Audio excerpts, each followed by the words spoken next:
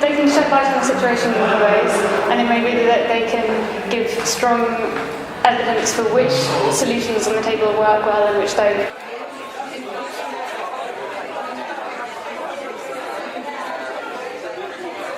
And they might be able to point towards questions that haven't been asked before. But essentially,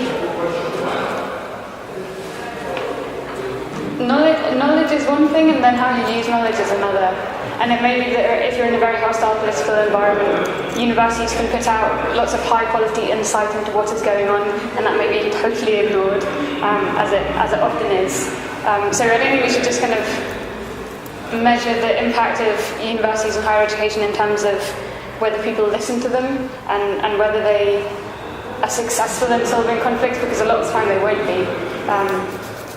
Also, conflict isn't technocratic. It doesn't have a kind of like solution that's best for everyone. It's always going to involve winners and losers, and I think sometimes people are pushed to give answers that are shorter and sweeter and more concise and kind of more easily digestible when those don't really exist. Like, there are some common sense nuts and bolts things, and it's fine, and like we should definitely learn those common sense nuts and bolts things. Like, if you want people to understand what you're saying and listen to it, you need to write it in words that they understand, and you need to write it in a length that people are going to be willing to sit down and read. Like, really obvious things, but I don't think those are necessarily...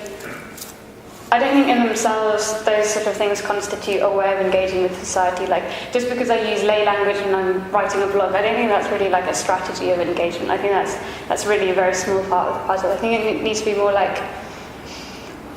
you've got to take you can't really answer that question without having a kind of political stance. Like, it may be that a university is being ignored because it speaks on the side of the powerless, and then it just needs to speak louder, or it needs to kind of maybe they need to kind of go out into the community and get their hands dirty. Maybe not. Maybe that would undermine their position of credibility.